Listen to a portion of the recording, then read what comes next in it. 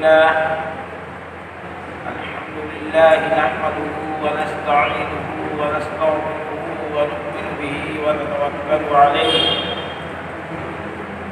ونعوذ بالله من شرور أنفسنا ومن سيئات أعمالنا من يهده الله فلا مضل له ومن يضلله فلا هادي له ونشهد أن لا إله إلا الله وحده لا شريك له ونشهد أن محمدا عبده ورسوله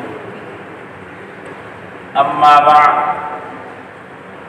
فقد قال الله تعالى عز وجل في القرآن العظيم والفرقان الحميد أعوذ بالله من الشيطان الرجيم بسم الله الرحمن الرحيم شهر رمضان الذي أنزل فيه القرآن هدى للناس وبينات من الهدى والفرقان وقال عليه الصلاة والسلام قد أضلكم شهر عظيم شهر مبارك فيه ليلة خير من ألف شهر. محترم بزرگوں، عزیز دوستوں اور پیارے بچوں، دیکھتے ہی دیکھتے یہ رمضان المبارک کا مقدس مہینہ اپنے اختتام کی طرف ہے. اس کے 2 عشرے مکمل ہو چکے، رحمت والا عشرہ بھی مکمل ہو چکا، مغفرت والا بھی عشرہ مکمل ہو چکا، اور جہنم سے آزادی والا جو عشرہ ہے وہ چل رہا ہے، وہ بھی تقریباً آدھا ہونے جا رہا ہے. اس آخری عشرے کے اندر اللہ تبارک و تعالی نے محمد الرسول اللہ صلی اللہ علیہ وسلم کو اور آپ کی امت کو یہ مقدس اور مبارک راتیں دی تھی. یہ کتنی قیمتی راتیں ہیں، یہ کتنی مبارک راتیں ہیں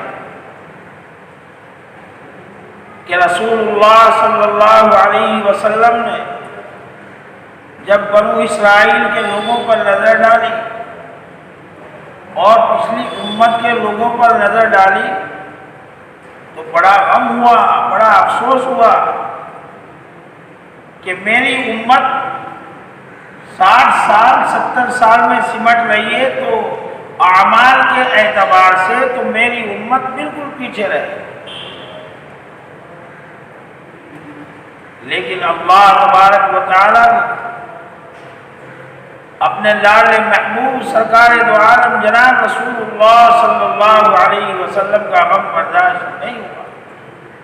اور کیسے برداشت کر سکتے تھے؟ آپ کے لاڈلے محبوب تھے، آپ نے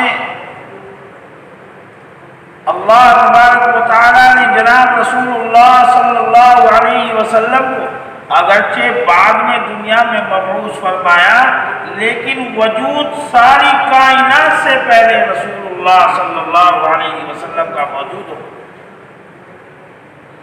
اس لیے میرے دوستو، یہ رمضان المبارک کا مہینہ، یہ مقدس مہینہ، اصل وجہ یہ ہے کہ یہ اللہ نے اس امت پر کرم فرمایا، رحم فرمایا کہ ایسا مقدس مہینہ عطا کر دیا. رمضان کے معنی ہے جلا دینے کے.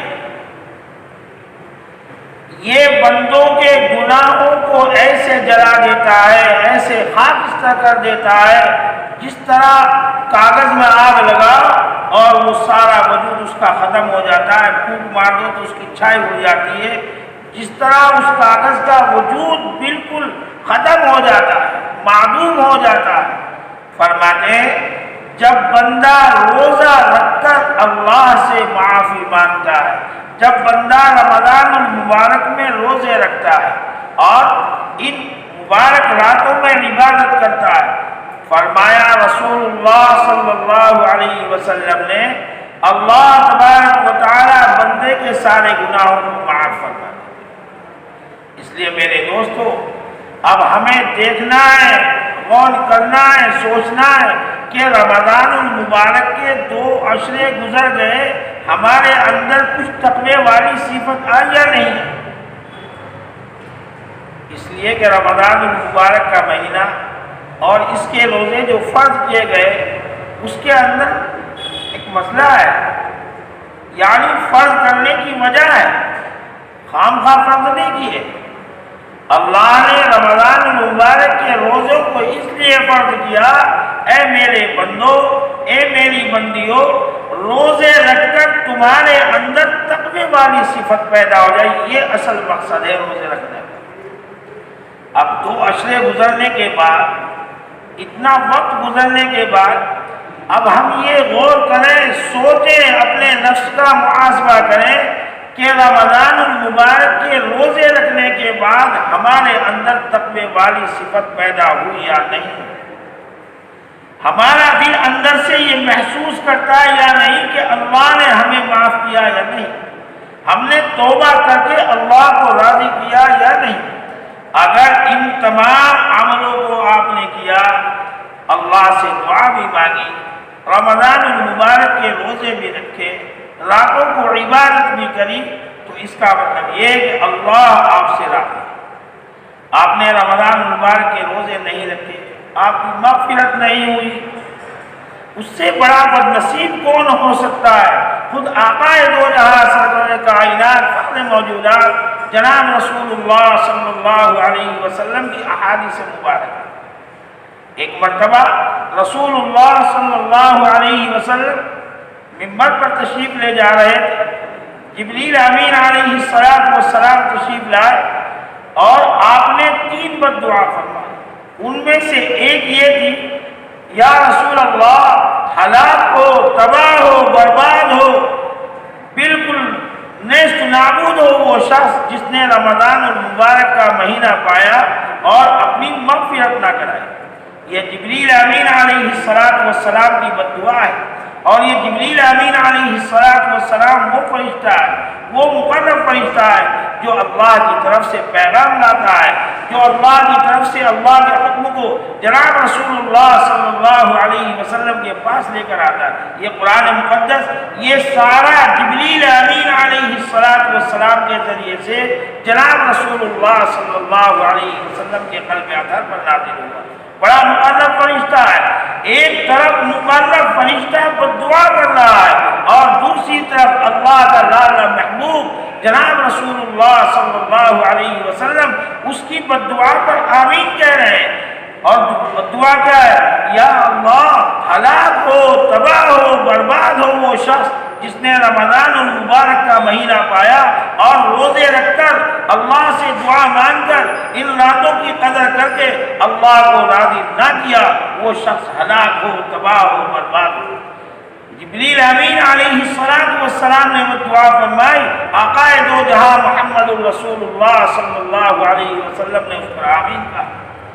جبریل کی بد دعائی کچھ کم نہیں تھی، لیکن رسول اللہ صلی اللہ علیہ وسلم کی بد دعا نے تو آمین نے تو اس کی اور تائید فرما دی، یعنی واقعی وہ شخص ہلاک ہو۔ اس لیے میرے دوستوں، میرے ماں اور بہنوں، میرے پیارے بچوں، بڑا غور کرنے کا وقت ہے۔ یہ زندگی آنے جانے والی ہے، یہ رمضان المبارک ہمیں ملا، آئندہ کس کو ملے گا یہ اللہ جانتا ہے۔ اس لیے اصل اس دنیا کے اندر وقت گزارنا، اصل وقت اس کا ہے جس نے آقا دو جہاں محمد الرسول اللہ صلی اللہ علیہ وسلم کے طریقے پر، آپ کی شریعت پر وقت گزارا۔ اور اگر مال کی دولت میں، نشے میں یوں ہی ہم نے وقت گزارا، نہ رمضان المبارک کی قدر کی، نہ ان راتوں کی قدر کی، تو دوستو اصل وہ ہے جس نے اللہ کے حکم کو مانا، جناب رسول اللہ صلی اللہ علیہ وسلم کی شریعت کو مانا، وہ اصل مسلمان ہے۔ لیکن اگر اس کے خلاف کام کیا، اللہ کے حکموں کو توڑا، رسول اللہ صلی اللہ علیہ وسلم کی سنتوں سے منہ موڑا، اعراض کیا، من چاہی زندگی گزاری، تو دوستو پھر یاد رکھے اللہ حفاظت فرمائے، اللہ حفاظت فرمائے، تمام امت کی حفاظت فرمائے، مردوں کی بھی حفاظت فرمائے، عورتوں کی بھی حفاظت فرمائے، کہ دنیا کے اندر سب کچھ رہتے ہوئے بھی آدمی کو عزت نہیں ملتی۔ سب کچھ ہے، مال ہے، دولت ہے، ثروت ہے، بادشاہت ہے، سب کچھ ہے، وقتی طور سے آپ دنیا میں خوشیاں منا رہے ہیں۔ آپ نے فرعون کا نام سنا ہوگا، اچھی طرح سنا ہوگا، اتنا مشہور ہے، اتنا ظالم اور جاہل بادشاہ گزرا ہے، لیکن آپ ایک بات سمجھیں، اتنا بڑا ظالم ہونے کے باوجود، اپنے وقت کا بادشاہ ہونے کے باوجود اس کا نام فرعون تھا۔ آج دنیا میں کروڑوں بچے ہیں، آپ کیا اس کی عظمت کو زیادہ سمجھتے ہیں؟ کسی بچے کا نام آپ کو اس دنیا میں فرعون نہیں ملے گا۔ کیوں؟ اس کے نام سے بھی نفرت، اس کے کام سے بھی نفرت۔ دنیا میں اس کو بادشاہت ملی، لیکن قیامت تک اس کے گلے میں ذلت کا ٹوپ ڈالا گیا۔ حالانکہ اس کو بادشاہت بھی ملی، اس کو مال دولت بھی ملا، وہ صاحب ثروت بھی رہا، صاحب دولت بھی رہا، اور اپنے وقت کا بادشاہ بھی رہا، اور پھر اس کے گلے میں ذلت کا توق ڈالا گیا، اور قیامت تک اس کو ذلت ہی کے ساتھ یاد کریں گے۔ دوسری طرف حضرت یوسف علیہ السلام کو کنویں میں بھی ڈالا گیا، لیکن پھر وہ وقت کے بادشاہ بھی بنے، مال اور دولت کی فراوانی بھی خوب ہوئی، ان کے پاس دولت بھی تھی، ثروت بھی تھی، بادشاہت بھی تھی، سب کچھ تھی، لیکن اللہ نے قیامت تک کے لیے ان کو عزت کے ساتھ پکارا، اور قیامت تک اللہ کی نظروں میں اور تمام امت کی نظروں میں، تمام مسلمانوں کی نظروں میں محترم شخصیت حضرت یوسف علیہ السلام۔ ایک طرف فرعون کے پاس سب کچھ ہے، لیکن ذلت اس کے گلے میں پڑی ہوئی ہے، ایک طرف سب کچھ ادھر بھی ہے، مال بھی ہے، دولت بھی ہے، ثروت بھی ہے، لیکن حضرت یوسف علیہ السلام کو عزت سے نوازا جا رہا ہے۔ یہ کیا ہے؟ وجہ کیا ہے؟ وجہ یہ ہے، وجہ سمجھنی ضروری ہے، اس کے پاس سب کچھ ہونے کے باوجود اس نے اپنی مرضی سے بادشاہ ظلم کیا، بے پناہ ظلم کیا، اپنی مرضی سے مال دولت کو خرچ کیا، اللہ کی مرضی کو نہیں مانا، اللہ کے حکموں کو نہیں مانا۔ حضرت یوسف علیہ السلام نے بادشاہت کی اللہ کے حکم کو سامنے رکھا، جناب رسول اللہ صلی اللہ علیہ وسلم کی شریعت کو سامنے رکھ کر اللہ نے یہاں عزت سے نوازا، وہاں ذلت سے نوازا، وہاں مال دولت تھی، یہاں بھی مال دولت ہے، فرق کیا ہے؟ اس نے اللہ کے حکموں کو توڑا۔ حضرت یوسف علیہ السلام نے اللہ کے حکموں کو مانا۔ قارون کا کیا مسئلہ ہے؟ قارون نے شرارت کی، اللہ کی نافرمانی کی، اللہ نے فَخَسَفْنَا بِهِ وَبِدَارِهِ الْأَرْضَ فَمَا كَانَ لَهُ مِنْ فِئَةٍ يَنْصُرُونَهُ مِنْ دُونِ اللَّهِ، زمین پھٹی اور قارون دھسا، کتنی دولت تھی، کتنا مال تھا، لیکن اللہ نے اس کو زمین کو پھاڑا اور اس کو دھسایا۔ اسماعیل علیہ السلام کی وجہ سے ہاجرہ علیہ السلام نے محنت کی، کوشش کی، اللہ کو راضی کرنے کے لیے دعائیں کی، بچے کے لیے بیتاب تھی۔ اسماعیل علیہ السلام کی وجہ سے انہوں نے ایڑی کو رگڑا، زمین پھٹی، پانی کا چشمہ نکلا۔ دیکھو سوچنے کی بات یہ، زمین ادھر بھی پڑ رہی ہے تو قارون کو نگلا جا رہا ہے، دھسایا جا رہا ہے، اور زمین ادھر بھی پڑ رہی ہے، لیکن عزت مل رہی ہے، اور قیامت تک کے لیے وہ پانی جس کو زمزم کہا جاتا ہے وہ قیامت تک کے لیے جاری و ساری کیا جا رہا ہے۔ یہاں بھی زمین پڑ رہی ہے، وہاں بھی زمین پڑ رہی ہے، نتیجہ کیا ہے؟ فرق کیا ہے؟ فرق یہ ہے، قارون نے اللہ کو ناراض کیا، اتنی شرارت کی، اتنا ظلم کیا، اللہ کی نافرمانی مسلسل کرتا رہا، اللہ نے زمین میں دھسایا۔ قرآن کہتا ہے فَخَسَفْنَا بِهِ وَبِدَارِهِ الْأَرْضَ فَمَا كَانَ لَهُ مِنْ فِئَةٍ يَنْصُرُونَهُ۔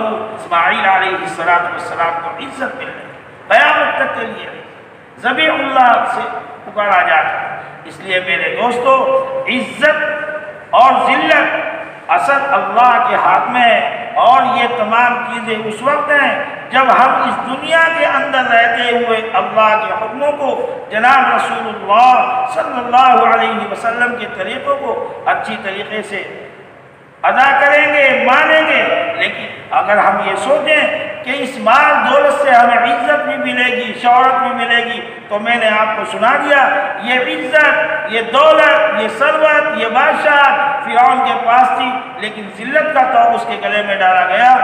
اصل کامیابی اللہ اور اس کے رسول کے حکم ہے۔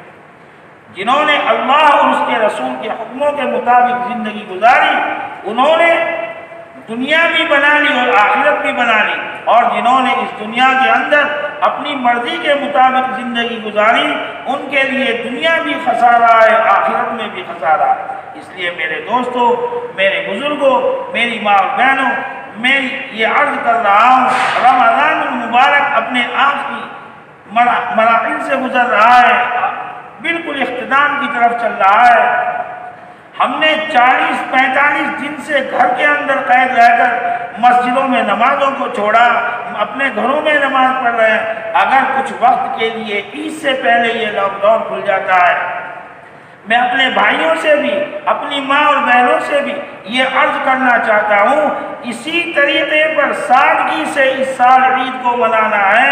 ہر سال ہم نے خوشی کے ساتھ عید کو منایا، اچھے کپڑے پہنے، اچھے کھانوں کا استعمال کیا، لیکن اس سال جب ہم 45-47 دن سے لاک ڈاؤن میں ہیں، ہماری مساجدیں بنے، اللہ کا گھر حرم شریف بنے، محمد الرسول اللہ کا روضہ بنے، یعنی یہ غور کرنے کی بات ہے کہ اللہ کس قدر ناراض، کس قدر ناراض ہے۔ ہمیں مسجد سے دور کر دیا گیا، اپنے گھر سے دور کر دیا گیا، محمد الرسول اللہ کے روضے پر ہم صلاۃ السلام کا نذرانہ پیش نہ کر سکے، یعنی رمضان المبارک کے اندر کس قدر بھیڑ رہتی تھی، کس قدر بھیڑ ہوتی تھی، کس قدر معتمرین جاتے تھے، عمرہ بھی کرتے تھے، طواف بھی کرتے تھے، اللہ کے رسول صلی اللہ علیہ وسلم کے روضے پر حاضری ہوتی تھی، صلاۃ السلام کا نذرانہ پیش کرتے تھے۔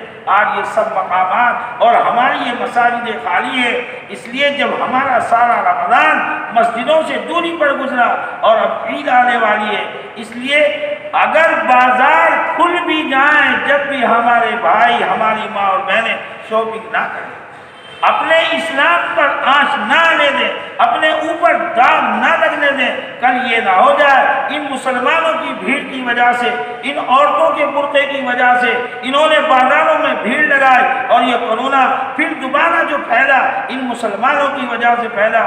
دیکھو، عزت اور ذلت کا مالک اللہ ہے۔ عزت جب دینا چاہتا ہے تو ذلت کے نقشوں میں بھی اللہ عزت عطا فرما دیتے ہیں، اور جب ذلت دینا چاہتے ہیں تو عزت کے نقشوں میں بھی اللہ ذلت عطا فرما دیتے ہیں۔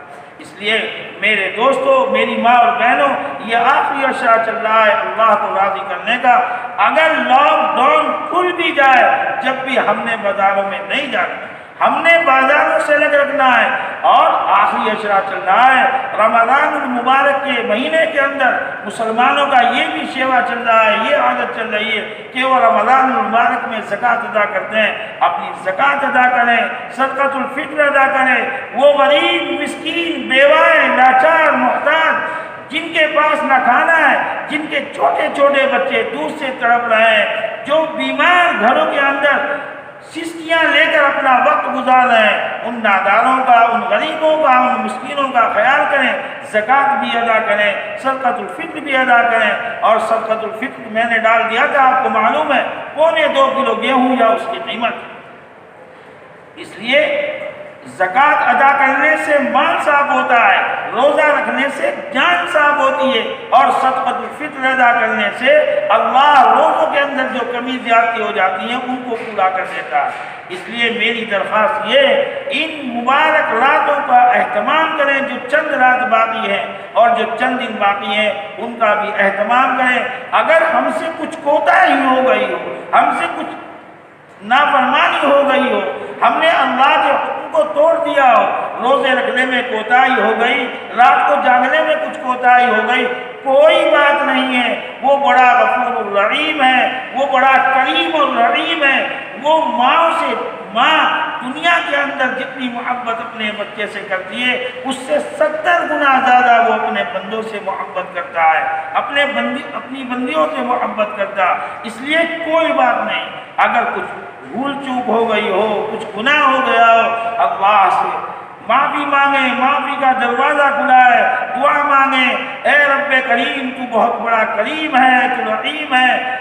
اللہ تبارک و تعالیٰ بندے کی آہٹ کو سنتے ہیں، اور یوں آتا ہے حدیث پاک کے اندر، اللہ تبارک و تعالیٰ فوراً اس بندے کی طرف متوجہ ہو جاتے ہیں۔